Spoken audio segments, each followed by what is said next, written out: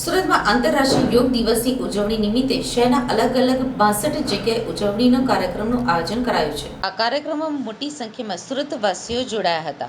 શહેરના community hall, multipurpose hall, garden જેવી અનેક જગ્યાઓ પર યોગ દિવસના કાર્યક્રમનું આયોજન કરાયું હતું, જેમાં વડીલો, બાળકો અને યુવાનો સહિત મોટી સંખ્યામાં લોકો ઉત્સાહભેર ભાગ લઈ યોગ કરી શારીરિક અને માનસિક સ્વાસ્થ્યનું મહત્વ સમજી રહ્યા છે। અને સુરતમાં ભાજપ પ્રદેશ અધ્યક્ષ સી.આર. પાટીલે પણ યોગ કરીને ઉજવણી કરી છે। આજે યોગ દિવસના આંતરરાષ્ટ્રીય 10મા વર્ષની ઉજવણીનો કાર્યક્રમ આદરણીય પ્રધાનમંત્રી શ્રી નરેન્દ્રભાઈ મોદી સાહેબના જમ્મુ કાશ્મીરના કાર્યક્રમને જોડીને આખા દેશમાં અને વિશ્વમાં પણ અનેક દેશોમાં પ્રસારિત કરવામાં આવ્યો છે। જમ્મુ અને કાશ્મીરમાં આજે 50થી 60 લાખ લોકો આ યોગ દિવસના કાર્યક્રમમાં જોડાયા હતા। એ અભૂતપૂર્વ કહી શકાય એ પ્રકારનો માહોલ આજે આપણને ત્યાં જોવા મળ્યો હતો। યોગ એ આપણી સંસ્કૃતિ છે, યોગ એ આપણું જીવન પણ છે। કોઈપણ પ્રકારની દવા વગર, કોઈપણ પ્રકારની ગોળીઓ કે સારવાર લીધા વગર યોગ દ્વારા અસાધ્ય રોગોને પણ સારા કરવાનો વિક્રમ કે વ્યવસ્થા એ આ યોગની તાકાત છે।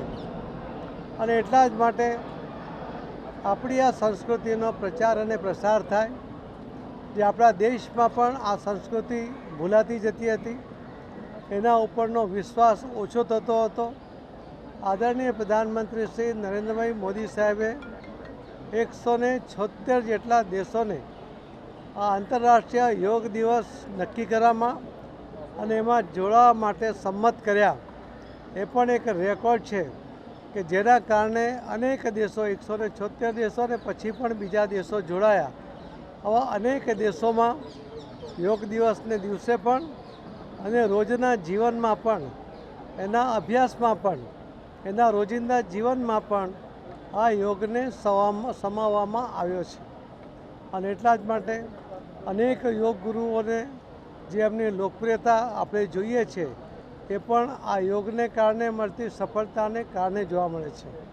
અને આ સફળતા, આ યોગની સિદ્ધિઓ, આ યોગની તાકાતનું સંપૂર્ણ પ્રદર્શન આદરણીય પ્રધાનમંત્રી મોદી સાહેબે આખા વિશ્વમાં કરીને આ યોગને આંતરરાષ્ટ્રીય યોગ દિવસ તરીકે મનાવીને એમણે ખૂબ મોટું કામ આ વિશ્વ માટે પણ કર્યું છે, આપણા દેશ માટે પણ કર્યું છે। આપણે એમને અભિનંદન આપીએ।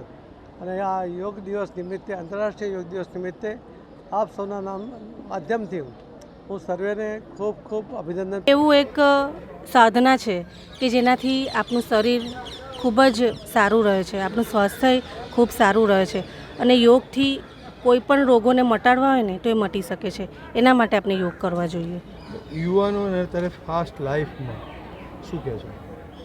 આપણે કોરોનાનો કાળ જોયો છે, ઘણા લોકો મૃત્યુ પામ્યા, પરંતુ જેને યોગ અને કસરત જેવી સાધનાઓ કરી છે ને એ લોકો એમાંથી ખૂબ જ ઝડપથી બહાર આવી શક્યા છે। એટલે યુવાનોને હું એટલું જ કહેવા માંગીશ કે આપણે જે જંક ફૂડ ખાઈએ છીએ એ જંક ફૂડની જગ્યાએ આપણે જે ઘરનો ખોરાક હોય છે, જે સાદો ખોરાક હોય છે, જેમાં આપણો સમાવેશ હોય છે દાળ ભાત શાક રોટલી, એનો સમાવેશ કરી અને સાથે સાથે આપણા દિનચર્યામાં આપણે યોગ અને કસરતનો જો સમાવેશ કરીએ ને તો આપણે આ જે અત્યારે જે તકલીફો આવી રહી છે યુવાનોમાં, એ તકલીફોમાંથી આપણે મુક્તિ મેળવી શકીએ છીએ। છેલ્લો પ્રશ્ન, આપ કયા કાર્યક્રમમાં ઉપસ્થિત છો અને શું કહેશો? ચોક બજાર ખાતે આજે ઐતિહાસિક જે કિલ્લો છે, 21મી જૂન યોગ દિવસનો સંદર્ભમાં અહીં યોગનો કાર્યક્રમ રાખ્યો હતો, જેમાં મોટી સંખ્યામાં શહેરીજનો અને વિદ્યાર્થીઓ જોડાયા હતા।